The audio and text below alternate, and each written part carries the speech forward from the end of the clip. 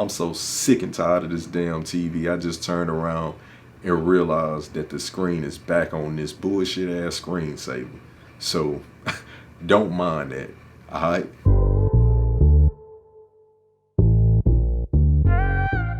What's up? It's your boy J.Lou, and I'm back here with another lyrical breakdown. If you're a new person here, welcome. If you somebody that been rocking with me for a minute, welcome back.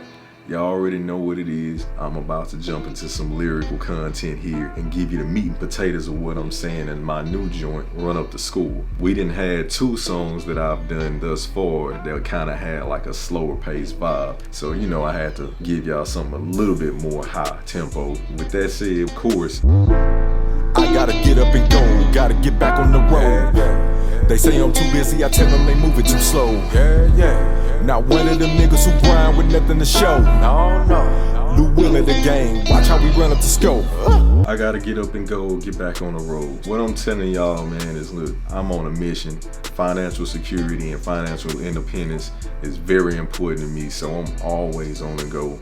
Doesn't mean that I'm not having fun, but I gotta make sure that I'm always doing something that's productive. You know, I tend to run across people that always say, you always busy. Can't nobody get you on the phone. Nah, you can't. People who busy and trying to get some shit done, they ain't got time to waste. Can we kick it? Yeah, we can, but you gotta pick up the pace though. We ain't just sitting around, you know, waiting for your phone call all the time. It's not that I'm too busy, you just moving too slow. We need to be on the same page, right? I'm not always available. As far as my grind, I'm not one of them cats that don't have no end game. At some point, I wanna just be kicking back and chilling, you know what I'm saying? I don't wanna be grinding forever. So while some people enjoy the grind, I ain't one of the people that enjoy the grind. I grind because I have to, not because I want to, because at some point I want to do nothing. Like Lou Will, I want to run up the school. Anybody that watch basketball, y'all know Lou Williams, dude that won 6th Man of the Year so many times. Great basketball player, dude put up numbers anytime he get on the court. Starter, non-starter, he gonna give you buckets. So what I'm saying here is I don't like to win by slim margins. I think I said that before. I like to dominate. Whatever I'm doing, I'm not here to just get by. Nah, I'm here to blow the doors off shit. I'm gonna run up the score on anything I do. Which player do you wanna be? The dude that just got there or the one that dominates the league? You tell me. Now we got that out the way, we gonna jump into the first verse right about now. The older I get, it's less about money and more about legacy. But I enjoy ripping the coast and something nice with leather seats. Better you than me to worry about hate and jealousy. I'd rather close my eyes, live life, and let them see. So I say the older I get, it's less about money, more about legacy. Granted, I love money just like the next man, but at the same time, as you get older, you want to know that you impacted people with whatever it is that you've done.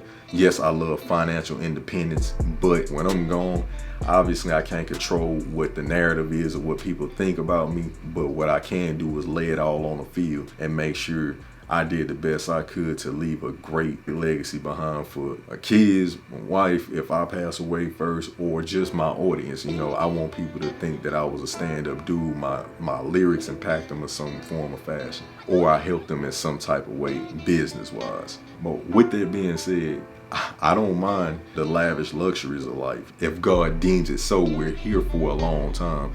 So why not enjoy it while you're here? So I don't mind a rag top, throwing that thing back, hitting the coast, staying in the house. That's the most modernized Tony Stark shit you can find. That's the fruit of your labor. That's what you work so hard for. Well, one of the things you work so hard for. I've never been a person to really worry about somebody being jealous. I be so focused on what I got going on, shit. I would only know if you brought it to my attention. I'd rather close my eyes, live life, and let them see. So I'm saying, whatever I'm pursuing, I'd rather you just see. I'm not paying you no attention. I'm closing off my social media to you in terms of like, when I see you, I scroll by, any of that shit. I'm just blind to whatever you got to say, whatever you're doing, all that. And I'd rather just focus on what I got going on, and you can see it on the back end. You will hear it one way or another, you will see it one way or another. Moments are made, taxes are paid, I'm having a good run. See me in passing one of these days, know that I'm having a good one. If there was ever a time to regret a move that was made, hey, now is the time. All is forgiven, but let's not fix a thing wherever it dies, just let it lie. If it dies, it dies. When you making money and you on top of your taxes, you making memorable moments, you know, enjoying your family, going on vacations and shit like that, what more could you ask for? If you see me one of these days, just know I'm having a good one. I'm on some shit from, I can't remember that damn basketball movie when Anthony Mackie told him good game and he said, let me know when I'm having a bad one. That's exactly how I be carrying myself. Good game, man. Let me know when I have a bad one, sucker. It's like, shit, let me know when I'm having a bad day. Any type of move that was made, any transgressions that I've had with anybody or that they've had with me, I'm so far beyond whatever it is that's going on. Like, we could just let that shit die. We ain't gotta mend nothing. You can regret it all you want to. You can even apologize if you feel led to. I'll accept the apology, but I've already made my pact. I've already forgave. We can let the situation die. We ain't gotta try to have no round table meeting about the shit. You know, it is what it is. You did what you felt. I did what I felt. We can just let that shit lie right where it is. If it dies, it dies. What's needed now wasn't needed then. I need business partners. I got enough friends. I take time out, it's not time off. Remove myself anytime I feel the signs off. If y'all heard any of my music, I'm always trying to improve. So what I was last year is not what I am this year. What I was 30 hours ago is not what I am right now. So what I needed back then is not what I need now. And there's proof in the pudding with that. And I'm not out here trying to look for new friends or none of that shit. Quiet as kept, I'm perfectly content with who I have now. Now don't get it twisted. I don't mind meeting new people and adding people to the fold, but I'm not pressed for it. Anybody that watch sports, you know timeouts are what, a minute, 15 or 30 seconds. I think basketball is a minute and you have 30-second timeouts. Football, I think it's like a minute or whatever. I take timeouts. I don't take time off. Anytime I'm around somebody and I have the discernment that something ain't cool and I feel like the vibe is off, I ain't finna waste no time being over there. I'm taking time out, get a deep breath, might take a day or so off, but shit, I'm right back at it. Vacation, right back at it. And if you are one of those people that's gonna hinder that, we're definitely not dealing with that. We already talked about the chorus, so we're gonna jump into the second one. I'm so sick and tired of this damn TV. I just turned around and realized that the screen is back on this bullshit ass screensaver. So don't mind that.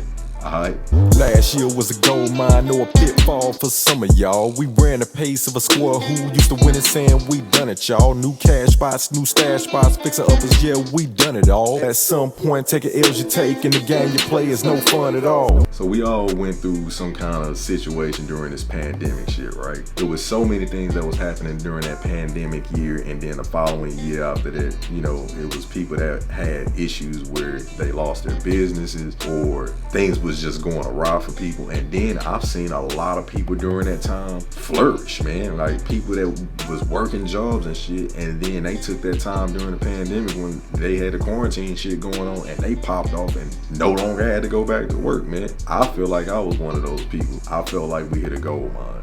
The reason why I feel like we hit a gold mine was because we still were trying to be consistent, and in the midst of things being the way they were, we didn't let that falter anything that we had going on. Just like football, you go to the line, defense show some shit that you wasn't ready for, you make an adjustment right then and there. Pandemic happened, shit, we ain't stopped nothing. We flipped some shit, made some shit happen, and kept it moving. That's what you have to do. You can't expect things to go exactly how you see them go every day of the week, because something can happen. Stash spots, I jumped on the Stash app, started making some moves on there.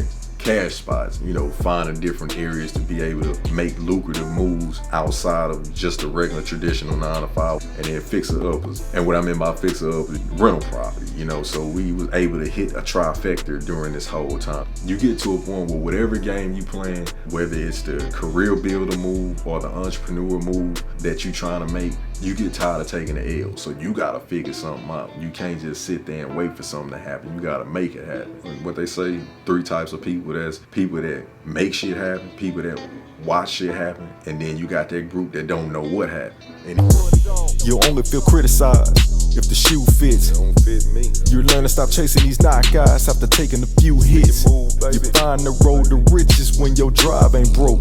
And stop listening to niggas who don't show you the ropes.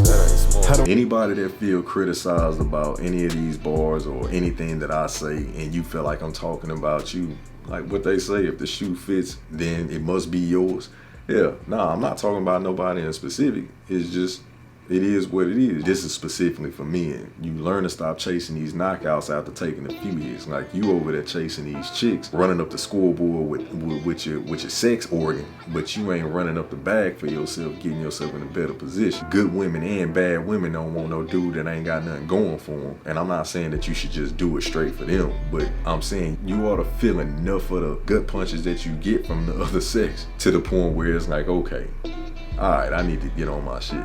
And you should want to do that anyways, but we all know that most men do things to captivate the woman. So if that's your motivating factor, then you might want to use that in the other way, because as you get older, the charm and the handsome face and all that, the body, that ain't gonna do it. You're gonna have to have some valuable assets. You have drive and motivation, ambition, all those powerful words. You're gonna strike gold at some point. But you gotta have some type of drive. What motivates you to keep going on whatever it is that you're trying to get to? Your drive can't be lazy. You have to have some get up about you in order to get the success that you feel you deserve. And please, please, please stop listening to people who don't show you the ropes. My wife always say, don't bring me no problems if you ain't got a solution for me. So I agree wholeheartedly with that. If you ain't gonna help me with my problem and try to help me get better, don't bring me no shit. And I'm advising all you young people out there and older people, if you're doing this shit, if somebody giving you grief about what you got going on and they ain't showing you how to do the shit or rectify it, don't listen to them motherfuckers, man. Cause they ain't doing nothing but causing problems and misery and shit. They telling you what you ain't doing, but they ain't telling you how you can do it better. I don't need to brag for people to notice me. No name brand, my name's a brand. Trust, they'll know it's me. They'll have a 30 for 30 segment on how I was one of the best. When you know you legendary, don't settle for anything less.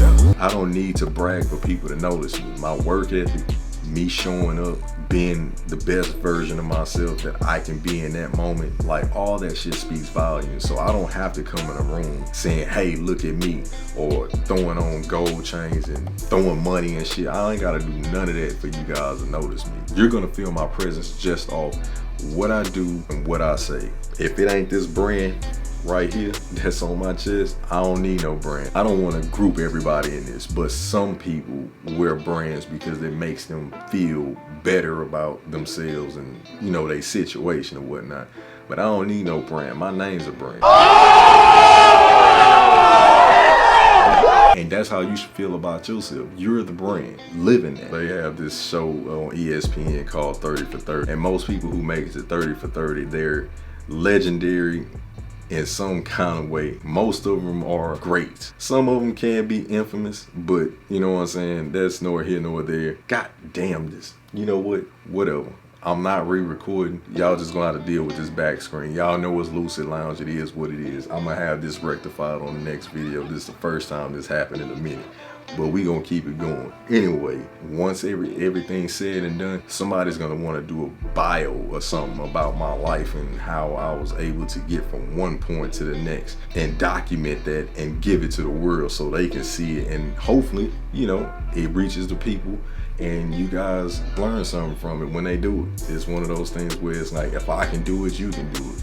But sometimes you need to be seen. You know you're legendary when you don't settle for anything less. Journey of a legend, it's on me right now. Every move that I try to make, I'm trying to make it legendary. Are they always perfect? No, but the goal is to make them legendary. And when you have that type of mindset, you ain't settling for anything less than legendary. That can piss a lot of people off, but it's no way around it. So if you don't want to piss nobody off, then don't try to do anything spectacular. So that's the song in a nutshell. You know, I'm always kicking some motivational shit somehow, but at the same time, it's a fly way of saying it, you know, in my bars. You know how I do. But yeah, again, I appreciate you guys' time, your patience, all that good stuff. Y'all saw this shirt. The link is in the description. You guys know where to get it at by now. But I'm gonna keep on saying it because I want to drill it in your head. JourneyOfALegend.com. You guys want some merch? Hit that link. Go cop some. I greatly appreciate it. Tell a friend about it as well. Tell them about the song. Let them see the lyric breakdown as well so they can enjoy the song even more so they understand the bars. No outro, so deuces. I gotta get up and go, gotta get back on the road. They say I'm too busy, I tell them they moving too slow. Not one of them niggas who grind with nothing to show. Lou Will of the game, watch how we run up the scope. The older I get, it's less about money and more about legacy. But I enjoy ripping the coast and something nice with leather seats.